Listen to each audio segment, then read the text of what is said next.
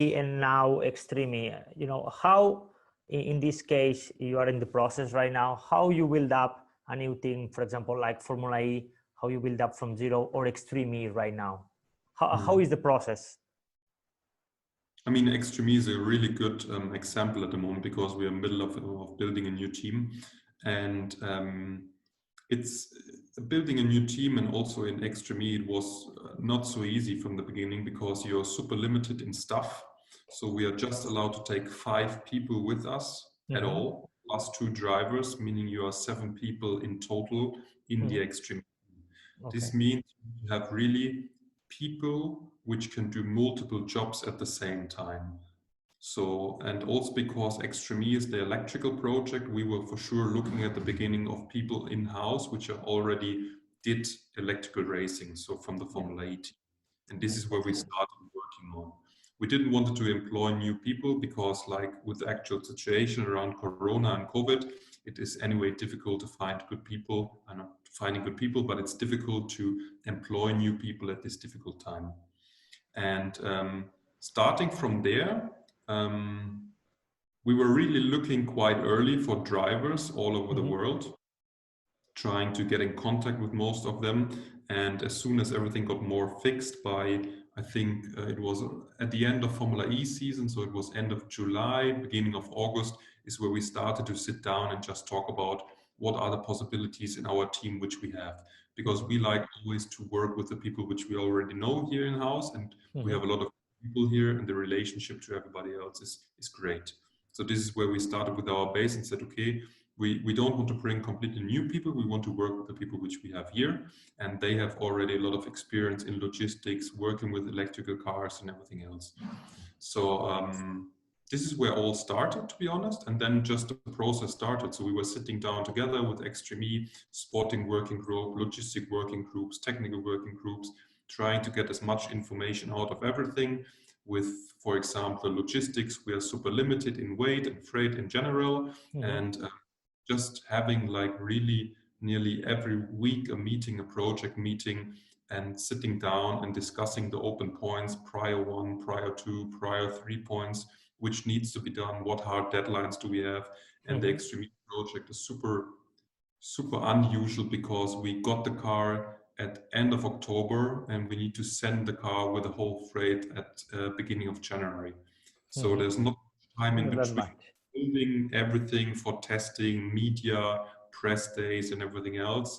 So, like I said from the beginning, it's a mixture of everybody which is there, because you cannot have the best ideas and say we should go this direction.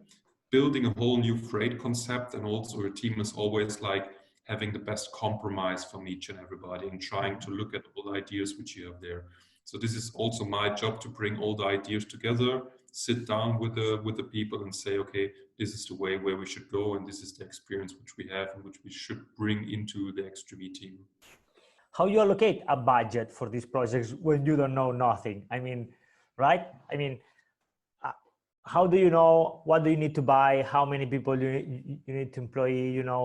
What tools you need to buy, or spare parts, whatever. So how you can allocate a budget like this? I mean, the promoter also, like from Extreme, they are saying, "What? Look, this is going to be this way or the other way," or there is something that you can expect, or how you build up a budget with unknown information.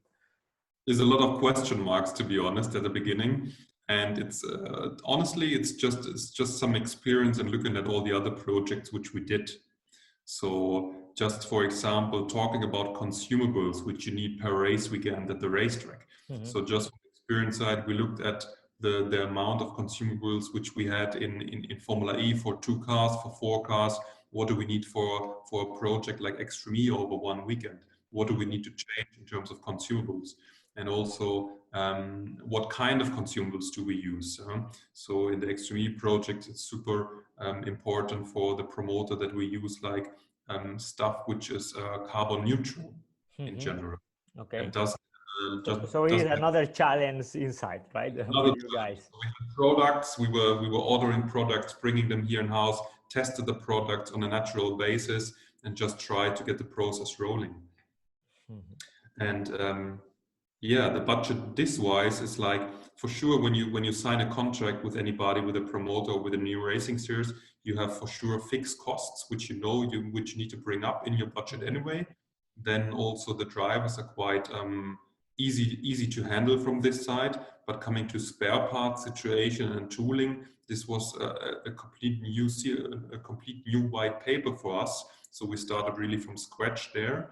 And we just waited for the car to be in house and said, okay, we were always working with circuit racing cars. We never had a rally car in the Sportline at this point.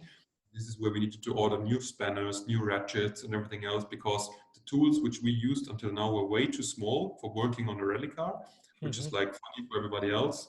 But from there on, we just had really experienced numbers from good partners which we have, and then said, okay, this is what we need. We ordered a lot of parts, looked at them, worked with them. If we didn't want them or needed them, we just sent them back and just tried to work there. So basically, also you try to put all sides together about, for example, logistics or travel, and and say, hey, what are your predictions? What are your predictions? What are your predictions? Right, and put it and make something together. I mean, Extreme was quite from the logistics side. We got the concept from Extreme quite early, where we knew how much space we would have, and they told us what kind of boxes we needed to use.